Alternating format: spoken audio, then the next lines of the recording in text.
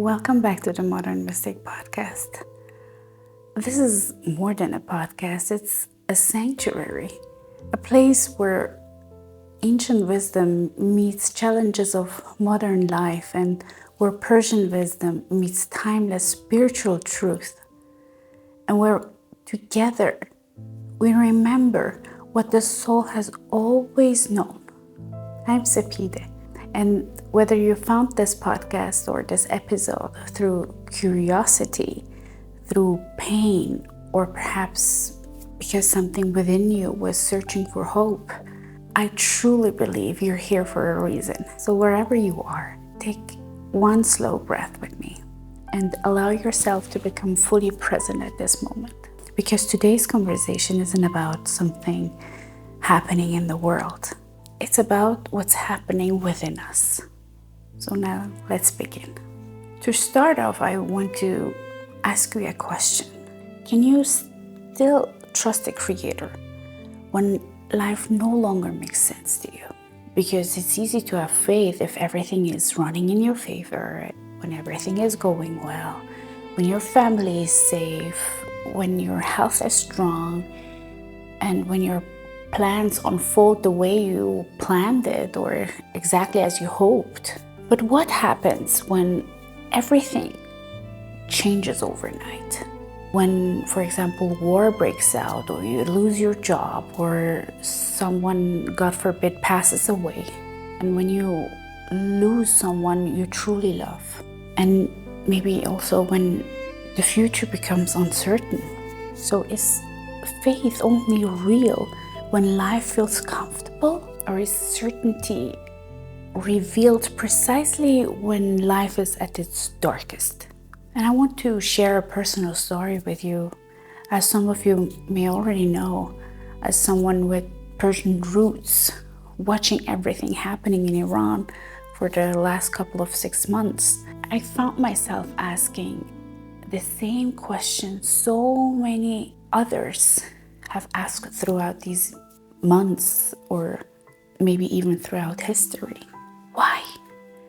Why would the Creator even allow suffering? Why would the Creator allow so much pain in the world, or so much pain for particular people? Why do innocent people have to die or experience unbearable pain?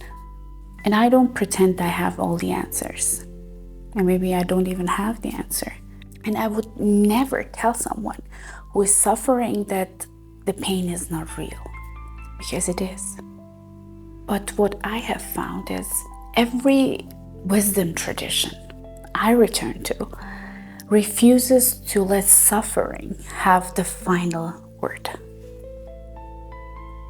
So when we reflect on Persian wisdom, Saadi once reminded us that humanity is deeply interconnected. And there is a famous saying that he says, human beings are members of one body.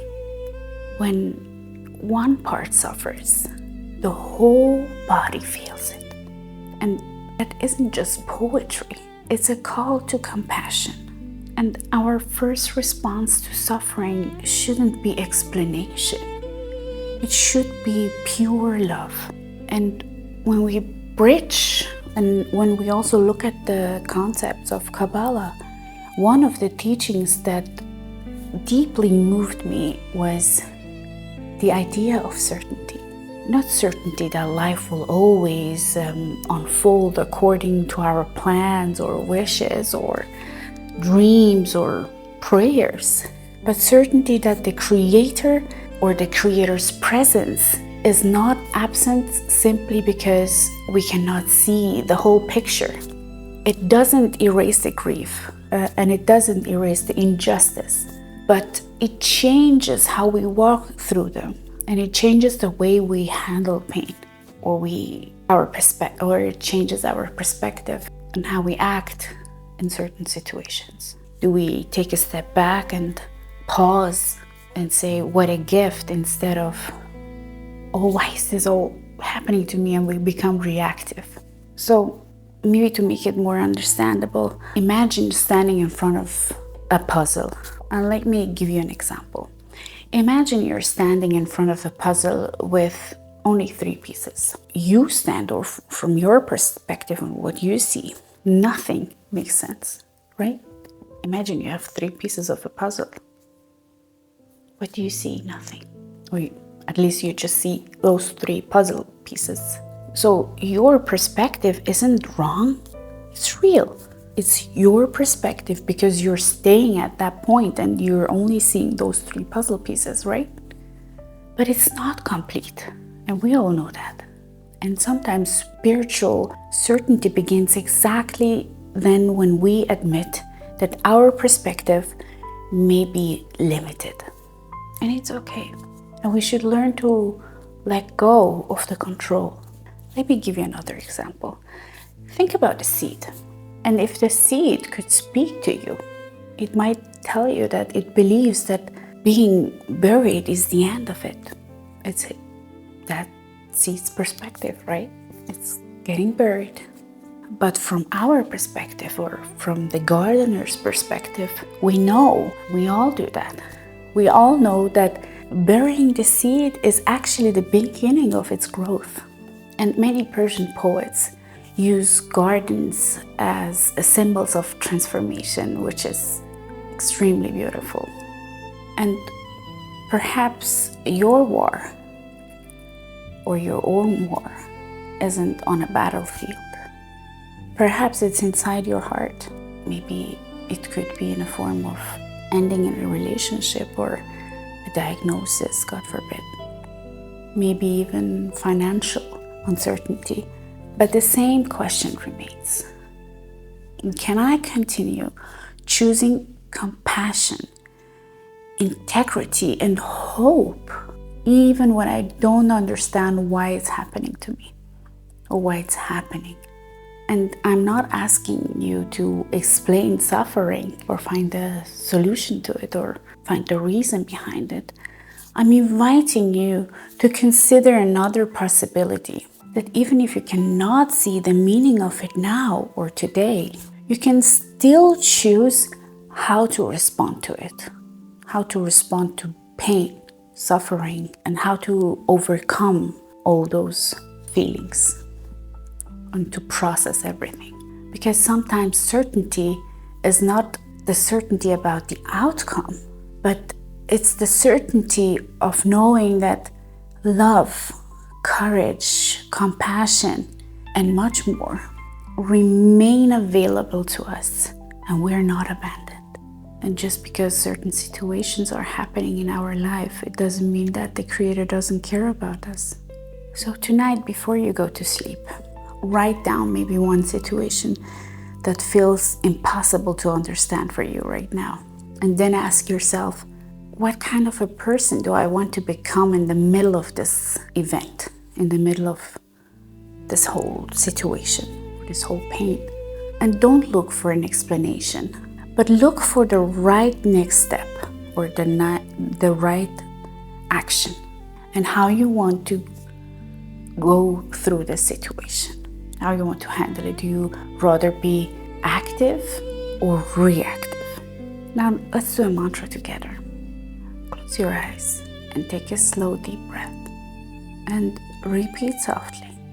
I do not need every answer to choose faith.